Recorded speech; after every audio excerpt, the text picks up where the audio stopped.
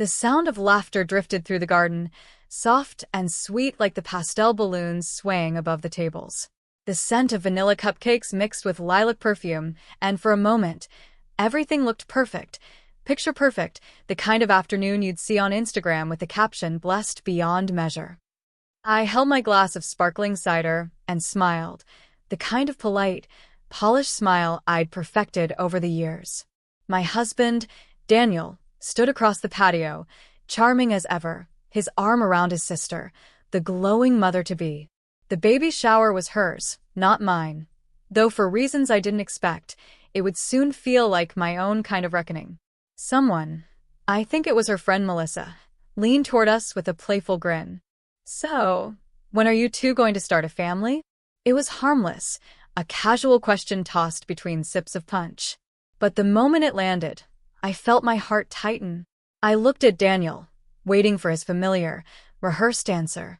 The one where he'd squeeze my hand and say, "Soon, hopefully." But instead, he laughed. A sharp, careless laugh. "Oh, we gave up on that dream a long time ago," he said. "Guess some people just aren't meant to be parents." The air stilled. The music seemed to falter.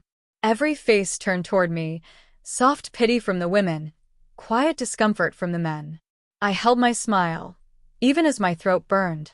The glass in my hand trembled, catching the light like a secret I'd been forced to hold too long. I still remember the first time Daniel made me laugh. We were standing in line at a coffee shop in Boston, both late for work, both frustrated at the barista's slow pace. He turned to me and whispered, "If they move any slower, we'll be eligible for retirement before we get our lattes." I laughed out loud, and he smiled like he'd been waiting for that sound his whole life. That was 7 years ago. Back then, he was all warmth and promise. We talked about travel, Sunday pancakes, and baby names. I wanted a daughter named Lily. He said it was perfect.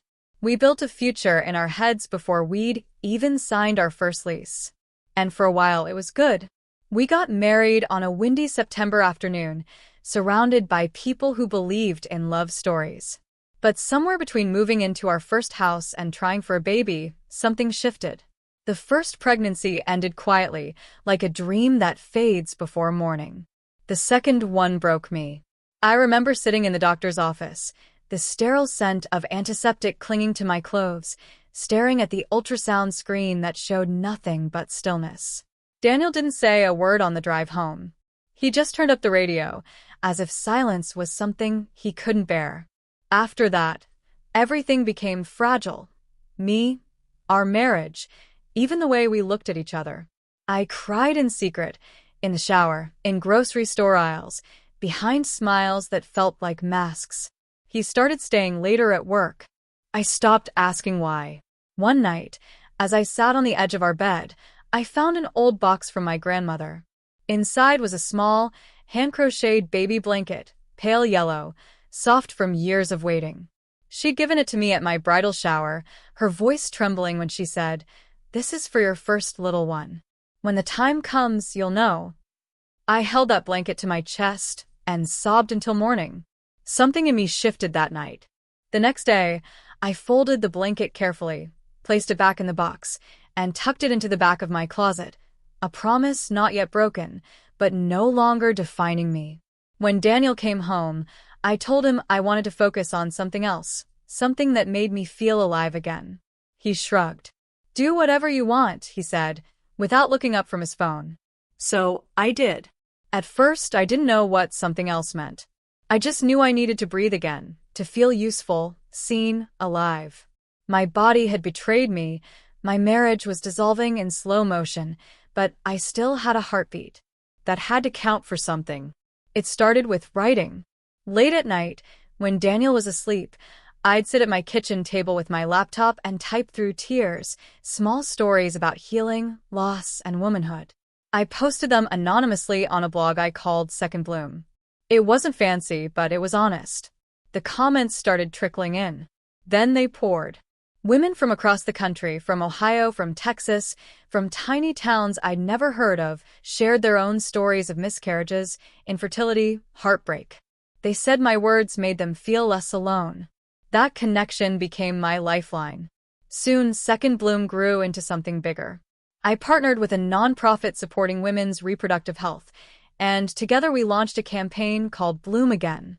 We provided counseling, community, and small grants to help women rebuild their lives after loss. I was working 16-hour days, juggling emails and fundraisers, learning about marketing, accounting, web design, everything.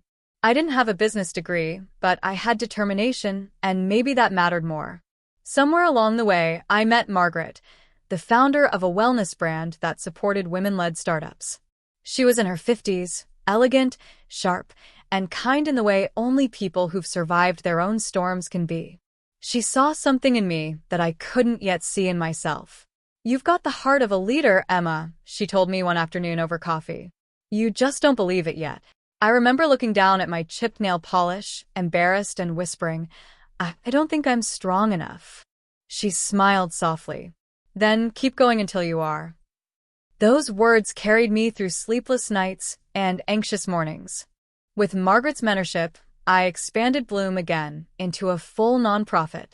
We hosted online workshops, raised thousands in donations, and eventually opened our first physical space, a bright studio in downtown Chicago filled with sunlight and lavender walls. It became a safe haven for women like me, women who'd lost something but refused to stay broken.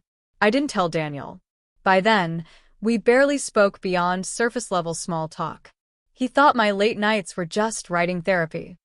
I didn't correct him. Some secrets feel sacred, especially the ones that keep you alive. The first check I ever signed with my name at the bottom made me cry. It wasn't a huge amount, but it symbolized freedom. My success wasn't loud or glamorous. It was steady, built from resilience and sleepless hope. Every time I unlocked the door to the studio, I thought of that yellow baby blanket tucked in my closet. I used to think it symbolized the child I never had. Now I saw it differently. It represented something I'd finally birthed on my own: purpose. The baby shower incident stayed with me for days. It replayed in my mind like a cruel loop. The laughter, the silence, the sting of humiliation burning behind my practiced smile. I'd thought I'd built walls thick enough to protect me from Daniel's indifference, but that moment cracked them wide open. 3 nights later, I received an email invitation that felt almost poetic. The Women of Impact Gala, honoring leaders in community healing and advocacy. The host? Margaret's Foundation. The keynote speaker? Me. It was the first time my name, Emma Hayes, appeared publicly beside Bloom Again. The event was being held at the Conrad Hotel downtown, polished marble floors, chandeliers dripping light, the kind of place Daniel used to take clients to impress them. He didn't know I was being honored there. Not yet. But fate has a sense of humor. His company, apparently, was one of the sponsors. When I saw his name listed under corporate guests, I didn't feel panic. I felt calm, almost peaceful. That evening, I wore a long emerald silk gown, the kind that shimmered every time I moved. My hair was swept up, soft curls framing my face. For the first time in years, I felt like myself again. Not his wife. Not his disappointment. Just me. I stood behind the curtain, watching people gather through the glass doors. And then I saw him. Daniel, confident as ever in his tailored suit, shaking hands, smiling that same politician smile that once made me melt. He hadn't changed, but I had. When my name was announced, the applause filled the room. Daniel's head turned sharply. His eyes widened when he saw me walking toward the stage, the spotlight catching the silver pendant at my neck, a small locket my grandmother had given me the same day she'd gifted the baby blanket. "Tonight," I began, my voice steady but soft, "we celebrate women who chose to rebuild after loss. Women who took pain and turned it into purpose. I was one of them." The crowd leaned in. I saw Daniel's jaw tighten, confusion flickering in his eyes as I spoke. I started Bloom Again after my own heartbreak, after years of silence, shame, and unanswered prayers. I wanted to create a place where women could speak, heal, and find themselves again. The applause that followed felt like redemption. When the ceremony ended, guests gathered for dinner and drinks. That's when Daniel approached me. "Emma," he said, his voice low, almost wary. You run Bloom again? I met his gaze. I founded it. He blinked. You mean all of this entire event is because of you? Yes. I let a small smile play on my lips. Surprised? He hesitated. I didn't know. No, I said quietly. You never ask. He glanced around the ballroom. The banners, the donors, the women hugging each other with gratitude. I could see it dawning on him. The magnitude of what I'd built while he'd looked the other way. I excused myself to greet a group of volunteers, leaving him standing there amid the laughter and light, the same kind of warmth he once mocked me for needing. Later, as I stepped out onto the hotel terrace, the city lights glimmered below like scattered stars. The night air felt crisp, clean, freeing. Daniel joined me, his tone softer now. You've done well for yourself, he said. I turned toward him. No, Daniel. I've healed myself. He had no reply. Only silence, the same silence that once broke me, now working in my favor. For the first time in years, I didn't feel small under it. Daniel showed up at my studio the following week. He didn't call first, just appeared in the doorway, awkward and out of place amid the soft lavender walls and shelves filled with journals, candles, and framed notes from women whose lives had been changed here. He looked around, slowly taking it all in. This place, it's incredible, he said, voice low, almost reverent. I folded my arms. It's home. He nodded, then exhaled. I owe you an apology. For what I said at the baby shower. For a lot more than that. I didn't rush to comfort him. I'd spent years patching his silences, filling in his emotional absences. Not anymore. He rubbed the back of his neck, a nervous habit I hadn't seen in years. I didn't know you were going through all this. I thought you'd moved on. I did, I said simply. Just not with you. That landed. I could see it in the way his expression faltered. He sat down on the edge of one of the cream sofas, elbows on his knees. Do you think there's any way we can fix this? I took a deep breath. The old Emma, the one who wanted to save everyone, might have said yes. But the woman standing here now knew better. Daniel, I don't hate you, I said gently. But we can't fix something that broke, because only one of us tried to hold it together. He looked up. So that's it. Not quite. I walked over to the window, watching the light spill across the city skyline. You once told me I wasn't meant to be a parent. Maybe you were right. Maybe I wasn't meant to raise a child. But I was meant to raise myself, to grow into someone I actually like. He didn't say anything, just stared, eyes glassy with the realization that the control he once had was gone. I'll help you with closure, I continued, but there are conditions. His brow furrowed. Conditions? Yes. I faced him fully. Therapy. Real therapy, not the kind you joke about. You need to understand why hurting me was easier than loving me. And the next time you're tempted to use a woman's pain as a punchline, remember this moment. He swallowed hard and nodded. I can do that. Good. I offered a small smile. Because forgiveness doesn't mean reunion. It means release. He stood, uncertain. You really don't need me anymore, do you? I never did, I said softly. I just needed me. He left quietly. No more pleas, no dramatic exit. Just silence. As the door closed, I sat down at my desk, the late afternoon sunlight pooling across the papers. My phone buzzed, a message from Margaret. Proud of you, darling. You handled that with grace. Grace. A word I'd learned to live by. Power without cruelty. Compassion without surrender.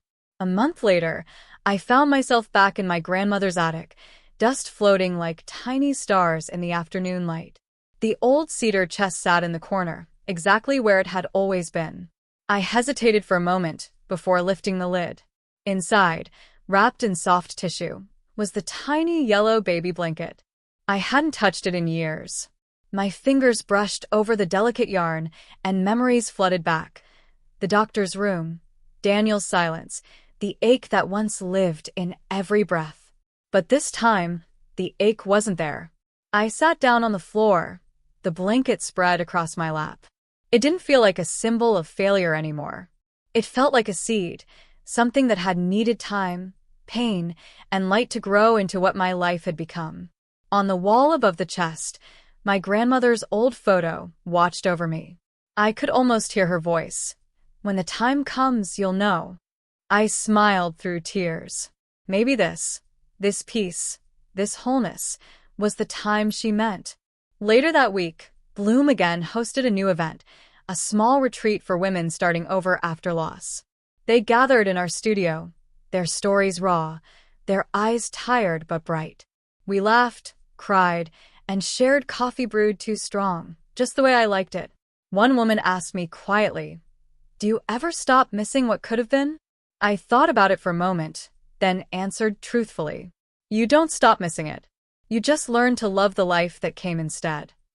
After the retreat, I walked home through the city, the evening breeze carrying faint traces of rain and lavender. My phone buzzed with messages, notes of thanks, photos, hope. I smiled at each one. When I reached my apartment, I placed the yellow blanket on a chair near the window, where sunlight could find it every morning. It was no longer hidden. That night, as I sipped tea and watched the lights flicker across the skyline, I felt something quiet and sacred settle in my chest, not the hollow of loss, but the fullness of self. I whispered softly, as if to the stars outside my window. Maybe I didn't start the family they expected, but I built one out of strength, purpose, and peace. And that's more than enough. And for the first time in a very long time, I believed it. Bottom of form,